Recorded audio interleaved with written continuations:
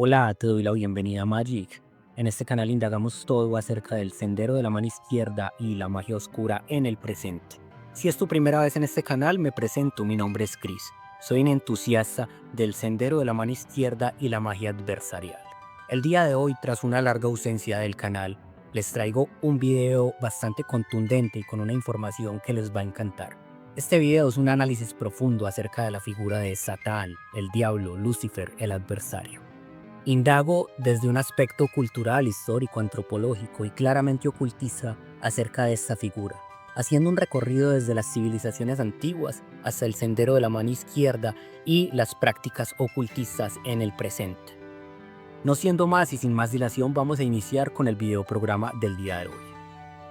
¿Sabes quién es realmente el diablo? No aquel ser rojo con cuernos, ni esa entidad que condena que nos ha vendido la iglesia. ¿Quién es realmente desde sus orígenes, desde la etimología de la palabra, en un sentido histórico, antropológico y ocultista claramente? Vamos a revisar eso. Para entenderlo de verdad, hay que empezar por lo básico, su nombre. El término diablo que usamos en español viene del latín diabolus. Pero si seguimos tirando el hilo, llegamos al griego antiguo diabolos, que literalmente significa el calumniador o el que lanza acusaciones. Pero aún hay más. Antes de llegar al griego, encontramos su raíz más antigua en el hebreo bíblico, con Shaitan, que simplemente significa adversario o oponente. Es decir, en sus primeras apariciones, Satán no era un demonio maligno, sino más bien tenía una función, un rol celestial. En el libro de Job, por ejemplo, aparece como un miembro de la corte divina de Yahvé, cuya tarea es poner a prueba la integridad de los humanos. En otras palabras, el Satán era un tipo de fiscal cósmico, el que ponía obstáculos, acusaba y desafiaba la virtud humana. Pero con el paso del tiempo, especialmente en la literatura apocalíptica judía y más tarde en el cristianismo primitivo, esa figura del adversario comenzó a transformarse. Se fusionó con otros personajes oscuros, como Azazel, conocido como un ángel caído, o como un demonio del desierto, Samael, el ángel de la muerte, Belial, un símbolo del desorden y la corrupción. Todos estos nombres empiezan a mezclarse en la imaginación religiosa hasta que finalmente se centralizan en una sola entidad que engloba todo el mal posible: Satanás, el diablo, el príncipe de este mundo. En el Apocalipsis de Juan, ese texto lleno de símbolos y visiones se le identifica como el dragón o como la serpiente antigua, también llamado el diablo o Satanás. Ahí se consuma la fusión total.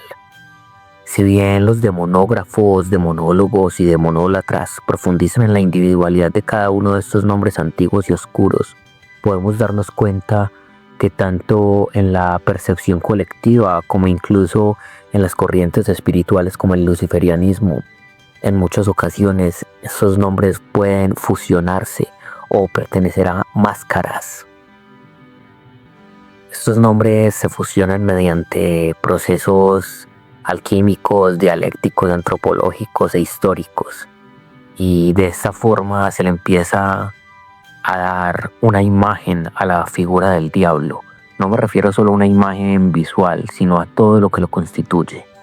Entendamos que el diablo no siempre fue el enemigo de Dios, sino una figura más bien ambigua, a veces útil, a veces peligrosa. Nos abre los ojos a cómo las culturas construyen sus mitologías del mal.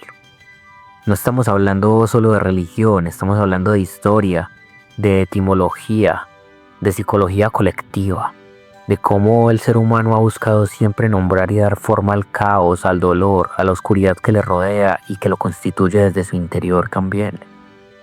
Pero ahora que entendemos de dónde viene ese nombre, el diablo, tenemos que ir aún más atrás.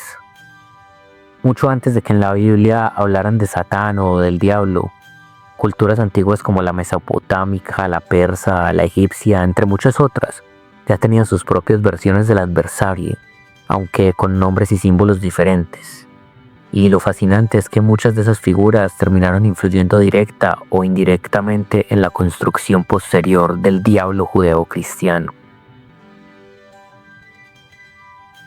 Tiamat, la diosa dragón del caos primordial, es una figura antigua, poderosa, y si bien no es propiamente el diablo o Satán, tenemos presente la figura del dragón y claramente el caos.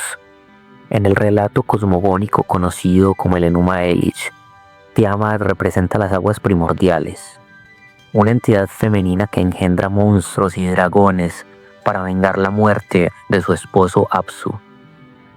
De su vientre nacen seres como hombres escorpión, serpientes con cuernos, dragones, demonios y el comandante, Kingu, a quien se le entrega la tabla de los destinos.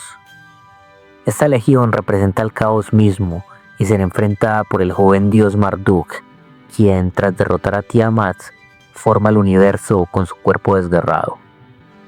Como explica Mircea Eliade en su obra Historia de las creencias y las ideas religiosas, Tiamat es una creadora negativa, fuente de criaturas demoníacas cuya muerte marca el triunfo del cosmos sobre el abismo. Este acto, matar a la madre del caos y construir el mundo con sus restos, puede verse como el primer mito del adversario. Tiamat es la fuerza que debe ser destruida para que exista el orden. ¿Y no es eso lo que representa el diablo siglos después? Una fuerza que amenaza el equilibrio, pero que a la vez es necesaria para que el orden exista. Pero no nos quedemos solo en este mito sumerio. Podemos analizar otras entidades, como Pazuzu, el demonio del viento y la enfermedad. Otro personaje bastante fascinante. Pazuzu, el demonio del viento del suroeste. Su imagen es impresionante. Cuerpo de hombre, cabeza de león o de perro, alas, garras, una serpiente como falo y una mano levantada y otra abajo, que es un símbolo de creación y destrucción. También señala los principios herméticos de cómo es arriba, es abajo, y como lo pueden ver, no es casualidad que coincida con esto, con la figura de Baphomet. Su dualidad, ser destructor y protector a la vez, lo convierte en un precursor directo de demonios posteriores como Samael o incluso Satanás, como también se le ha llamado, que también combina juicio, fuerza, sombra y caos. Tenemos espíritus errantes, espíritus de sombras y de deseos oscuros, como los Etimu, Utuku, Lilitu. Estas diferentes entidades pertenecen a figuras femeninas, vampíricas, demoníacas, espíritus que habitan en los desiertos, en los cementerios, fantasmas de quienes ya no están aquí o de quienes murieron de una forma violenta o inapropiada. Todo este conjunto de entidades refleja una obsesión cultural por controlar lo invisible, lo indomable, lo que se escapa al orden de los dioses. Y por supuesto, muchas de estas entidades, especialmente Lilitu, serán absorbidas siglos después por el imaginario hebreo, transformándose en demonios canónicos del folclore judeo-cristiano. Vamos a hablar ahora de una figura tan poderosa como incomprendida, Iblis. Muchos lo han llamado el diablo del Islam, pero esa definición se queda corta. En realidad, Iblis es un jinn, una clase de identidad espiritual creada a partir del fuego puro. Y cuando dijimos a los ángeles, prostérnense ante Adán, lo hicieron todos, menos Iblis. Él era uno de los jinn y desobedeció el mandato de su señor.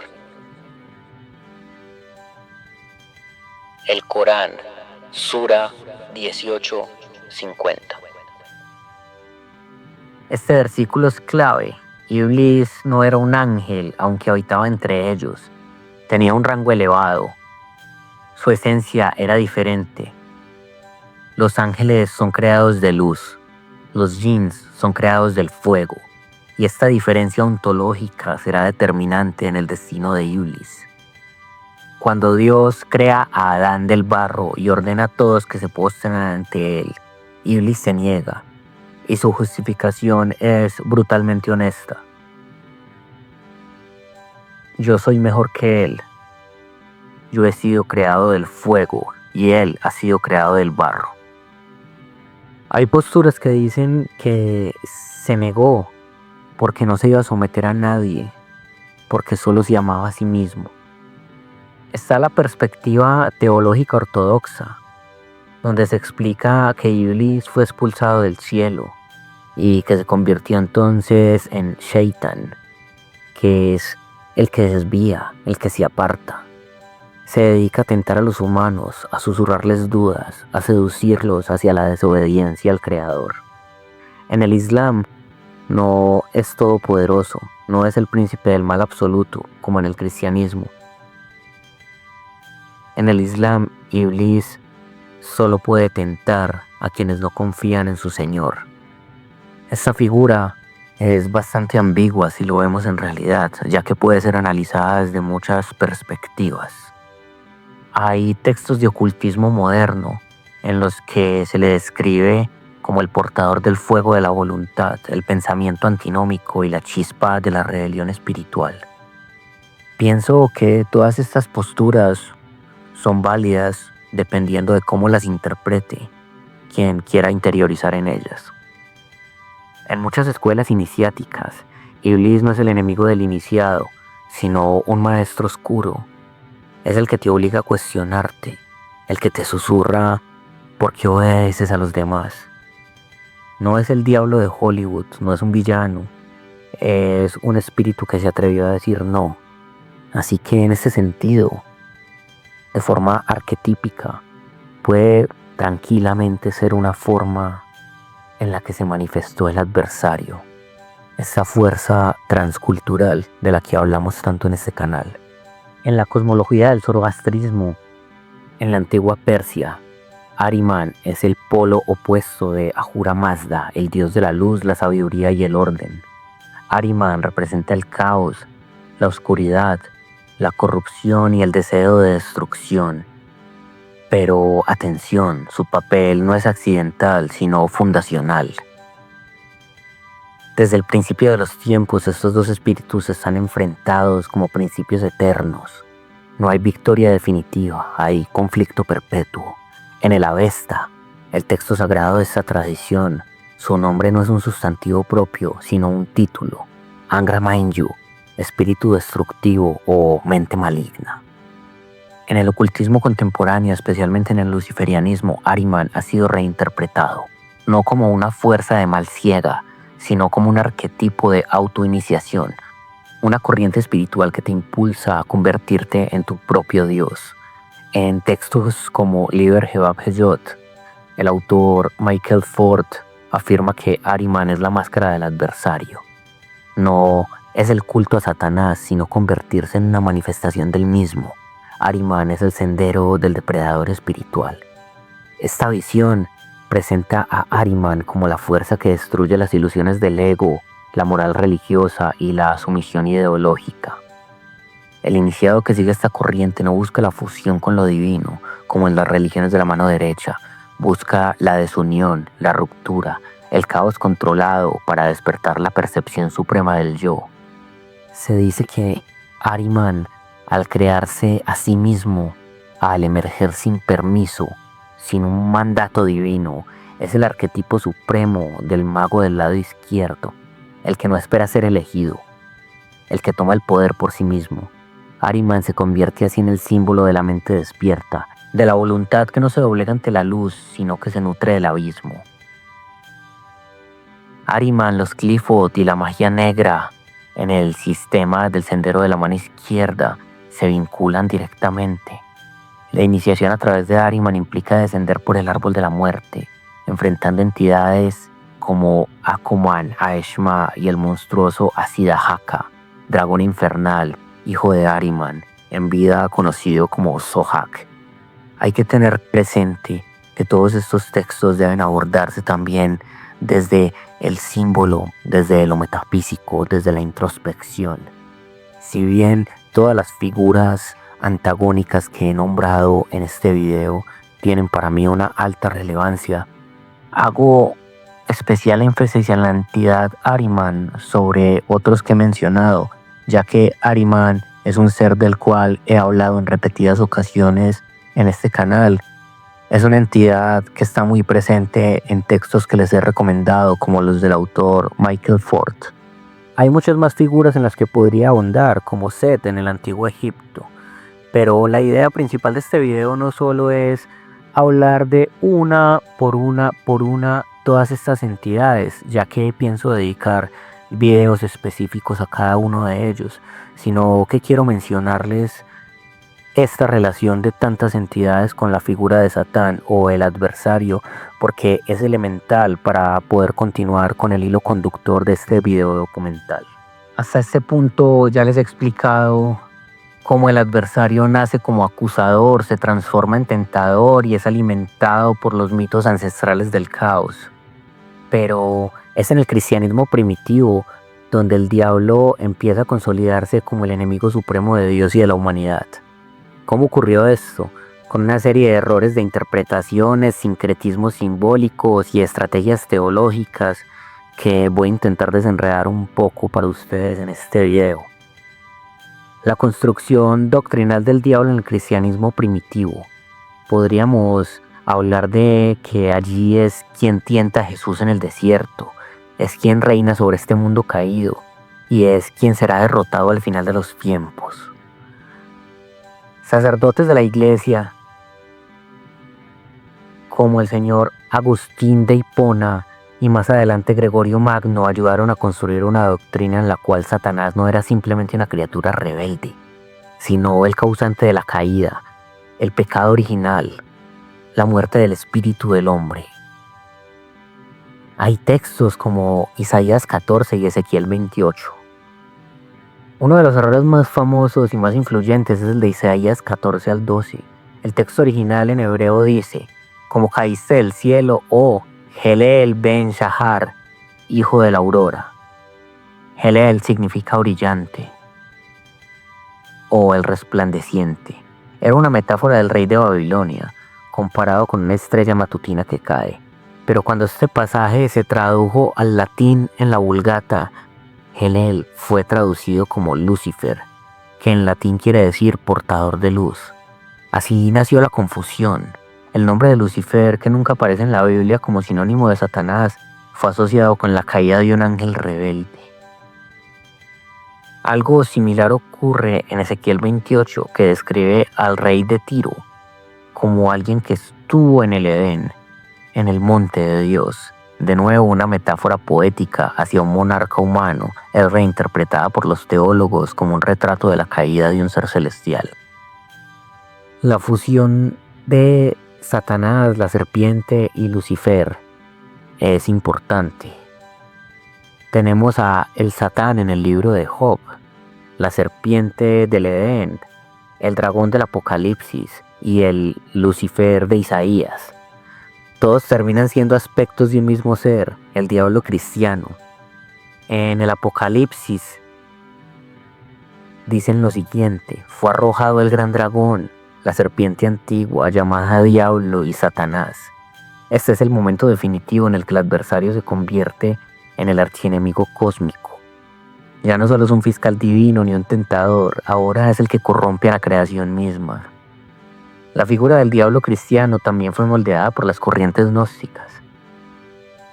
Para muchas sectas gnósticas, el mundo físico era creación de un demiurgo corrupto, y el verdadero Dios estaba más allá de este mundo. En ese contexto, el Dios de este mundo, identificado como Satán, era el gran engañador, el carcelero de las almas. El diablo entonces no es solo un enemigo de Dios, sino el enemigo del alma humana que quiere despertar y ascender. Al mismo tiempo, los textos apocalípticos nos lo mencionan como un ser repugnante. También se le menciona en todo este mito cristiano como el líder de los ángeles caídos, como el padre de los Nefilim y el enemigo final que será vencido. De esta forma, vemos como mediante la religión, el mito y la manipulación claramente, se le va dando forma a este adversario, a este arquetipo transcultural. Si este cristianismo primitivo fue el laboratorio donde se fundó el diablo, la Edad Media fue el horno donde se fundió, donde se retorció y donde se esculpió su forma más temible y grotesca. Es aquí donde el adversario se transforma en un símbolo total del miedo, del pecado, de lo prohibido y del cuerpo. Las representaciones medievales del diablo son tan grotescas como graciosas y fascinantes. Cuerpos híbridos, patas de cabra, garras, alas de murciélago, rostro distorsionado, cuernos, múltiples ojos, lenguas de serpientes. Se les describía con mal olor. En muchos relatos su presencia se delataba por un hedor a azufre. Se le asociaba también con la perversión, con lo grotesco, con lo aberrante. En muchas de sus representaciones se le ridiculiza. Se le ponen caras graciosas, con sonrisas que no tienen sentido, haciendo gestos obscenos, como tocarse sus partes íntimas o su trasero. Todo este tipo de representaciones hace parte de toda la manipulación que se le dio a esta figura durante el medioevo. En la pintura gótica y renacentista primitiva, el diablo aparece como una composición de lo bestial y lo antinatural, todo lo que desafía el orden divino y la imagen de Dios. Esta iconografía no es casual, se trataba de fabricar a un enemigo moral, un espejo invertido de lo divino. Si Dios es luz, el diablo es oscuridad. Si Cristo es verbo, Satán es confusión. Si María es pureza, Lilith es deseo, suciedad y carne. Tenemos textos donde se menciona que hay jerarquías, que tiene diferentes nombres, y ya se empieza a hablar de otros diablos. Se menciona a Belcebú, a Baal, a Astarot, a Asmodeus. Todos estos nombres, todas estas fuerzas, si bien siguen perteneciendo a esta corriente del mal, a esta corriente antagónica, ya son otros tentáculos que empiezan a desprenderse de esa entidad, del diablo. El diablo como encarnación del cuerpo y del deseo es un detalle muy importante que tengo que resaltar. En la Edad Media el diablo no solo representaba el mal, representaba el cuerpo, la sexualidad, lo femenino y lo carnal. Por eso se le asociaba con la mujer seductora, con Lilith, con la bruja. La represión del cuerpo y del deseo es una herramienta de control y el diablo se vuelve el chivo expiatorio ideal. Te masturbas, es el diablo el que te tienta. Sueñas con alguien desnudo, es un sucubo. Eres mujer y sabes leer, cuidado, podría ser una bruja. En esta época, el diablo fue el instrumento perfecto para moldear el alma a través del terror. Se le convirtió en imagen, en teatro, en doctrina y en castigo. Pero lo más importante, se le convirtió en carne. Y esa carne, esa forma, ese miedo, lo seguimos arrastrando hasta hoy. Si el diablo fue moldeado por siglos de sincretismo y miedo, el infierno fue el escenario que le dieron para ejercer su poder. Pero, ¿sabías que la idea del infierno eterno no está tan clara ni tan presente en los textos sagrados originales como nos lo han hecho creer? El infierno, tal como lo conocemos, llamas eternas, torturas, condenación, es una construcción ideológica, política y artística. Y su protagonista principal es el diablo. En el Antiguo Testamento, el destino de los muertos no era el infierno, se llamaba Sheol, un lugar de sombras, de reposo sin castigo ni recompensa. En el Nuevo Testamento, en griego, aparece el término Hades, heredado del mundo griego como sinónimo de inframundo, pero el concepto más fuerte aparece con la palabra Gehenna, un valle real al suroeste de Jerusalén, donde se quemaban los restos y ofrendas a dioses paganos. Con el tiempo pasó a ser símbolo de fuego divino y finalmente el infierno. No fue hasta siglos después que la Iglesia fijó la idea de un infierno eterno de tortura física, inspirado más por Dante y por el folclore popular y la política del miedo que por los textos originales. La imagen clásica del diablo, cuernos de cabra, pezuñas, cola, piel roja, no proviene de la Biblia. Es una mezcla de símbolos paganos demonizados. Pan, el dios griego de la lujuria y los bosques, representado con patas de cabra. Baphomet, figura andrógina asociada a los templarios y al esoterismo posterior. Moloch, de los cananeos, con sacrificios humanos. A medida que el cristianismo expandía su poder, los dioses de los otros pueblos se convirtieron en demonios, y así el diablo se convirtió en el retrato de todo lo prohibido: deseo, naturaleza, goce, paganismo, demonios. También en la Edad Media y en el Renacimiento el diablo adquirió nuevas formas y funciones. No era solo el señor del infierno, era amante, brujo y maestro de secretos oscuros. Incubos y súcubos, demonios sexuales que visitaban a hombres y mujeres durante el sueño para seducirlos o poseerlos.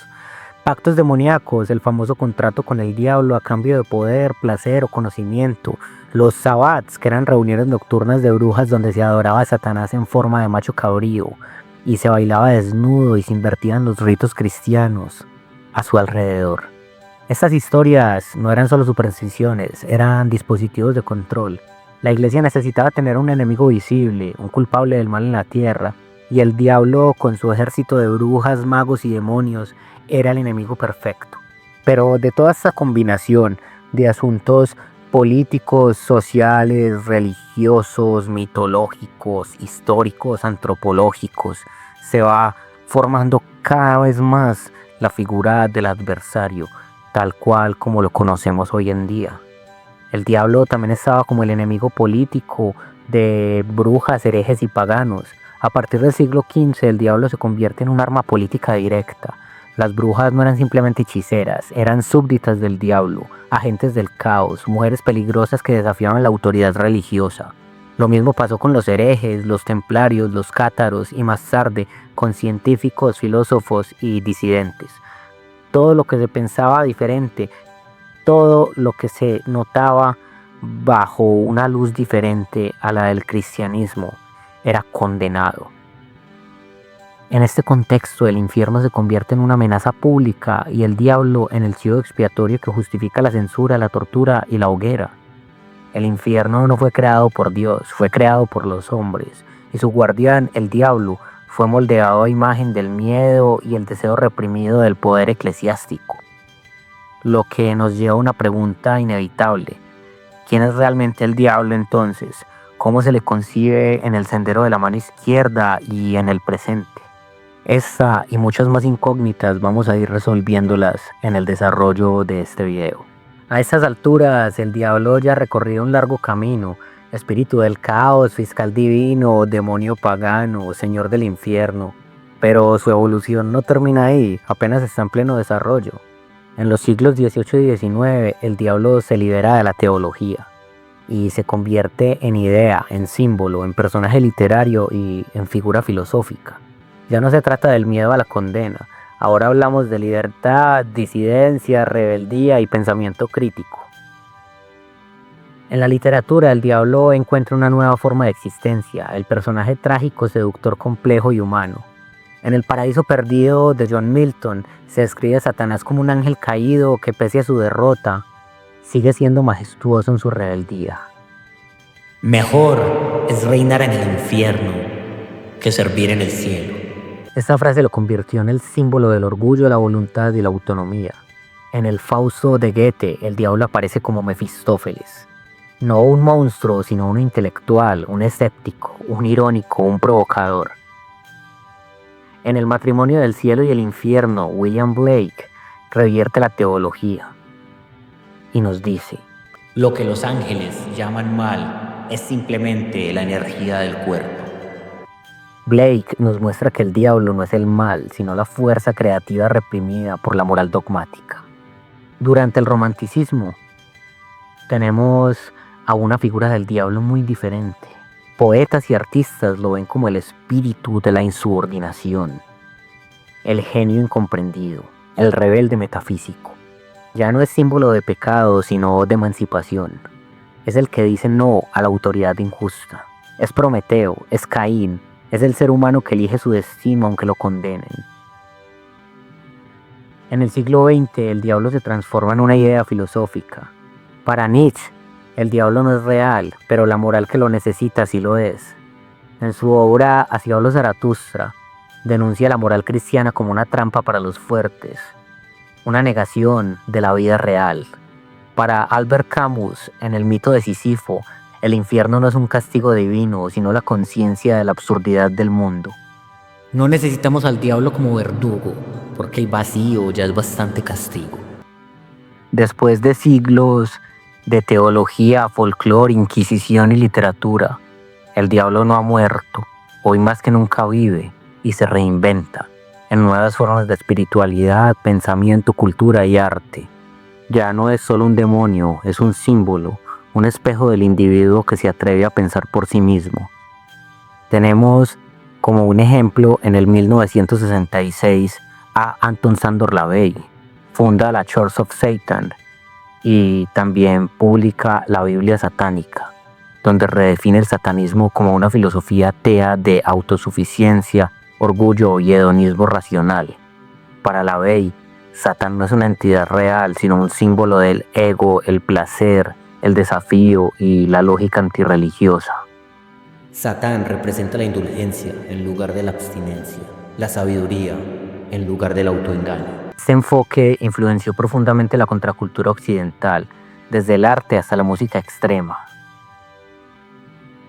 Tenemos al diablo como símbolo de empoderamiento.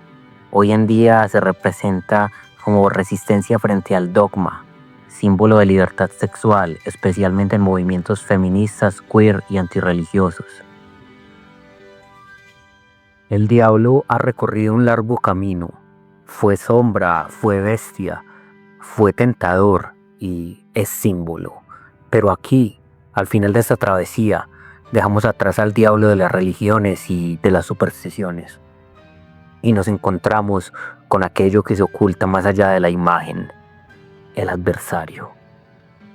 El adversario como principio iniciático en las corrientes actuales del sendero de la mano izquierda es un elemento primordial. El adversario no es una deidad externa ni una figura moral dualista. Es un arquetipo espiritual, una fuerza eterna que representa rebelión consciente, transgresión creativa y voluntad transformadora. Es la llama negra que arde en lo oculto de la psique, la chispa que impulsa al iniciado a cuestionar, disolver y rehacer su propio ser. No se le adora, se le encarna. El adversario no te exige culto, te exige despertar. A diferencia de las tradiciones espirituales que buscan la fusión con un absoluto trascendente, el sendero de la mano izquierda plantea un ideal opuesto. La divinidad no se encuentra afuera ni por medio de la gracia, sino a través del desarrollo de la voluntad individual. En este sendero el iniciado no se purifica, se intensifica. No busca anular el ego, lo forja, lo eleva y lo corona. Este proceso se conoce como autodeificación, no en el sentido de la arrogancia, sino como tarea alquímica, transformar la materia, el deseo y la sombra en poder espiritual. El adversario es el guardián del umbral, la figura que se presenta cuando el iniciado está listo para destruir lo que ha creído ser. En los sistemas mágicos contemporáneos del lado izquierdo, esta entidad adopta múltiples máscaras simbólicas. El ángel que se niega a inclinarse, el dios que mata a su hermano y conquista el fuego, el espíritu que arrastra al iniciado hacia la noche del alma. No hay evolución sin ruptura, no hay luz sin quemaduras. El adversario no se presenta como maestro, sino como prueba. Una de las operaciones más importantes en este sendero es llamada la unión infernal. Este no es un ritual teatral ni un pacto externo. Es el proceso interno mediante el cual el iniciado integra en sí mismo las fuerzas opuestas que lo habitan. El deseo y el juicio, la muerte y la pasión, la sombra y la razón. Esta unión no busca equilibrio en el sentido moral, busca poder interior y claridad radical. Lo demoníaco, lo oscuro, lo negado ya no se rechaza, se abraza y se canaliza. Esta unión infernal se compone de Samael y Lilith, las máscaras femenina y masculinas del adversario, que unidos por Leviatán, el dragón del abismo, forman a Caín, el adversario encarnado. Toda esta información podemos encontrarla de manera más profunda y extensa en los grimorios del autor Michael Fort. Recomiendo, para iniciar con este tipo de lecturas, comenzar con la Biblia del adversario y Liber Jebab Heyot. Con estos dos tomos podemos tener un punto de partida para poder profundizar de forma más directa y entendible en el sendero de la mano izquierda. La divinidad se forja, no se implora. En este camino no se espera la redención. No hay un paraíso, no hay infierno, no hay mediadores. Solo hay voluntad, hay conocimiento y hay trabajo interior. La divinidad no se pide, la divinidad se reclama. Y el adversario es el que enseña que la caída no es derrota, es liberación. Que el abismo no es condena, sino un espejo. Y que el fuego no nos destruye, sino que nos revela nuestro verdadero yo y nos hace resurgir de las cenizas.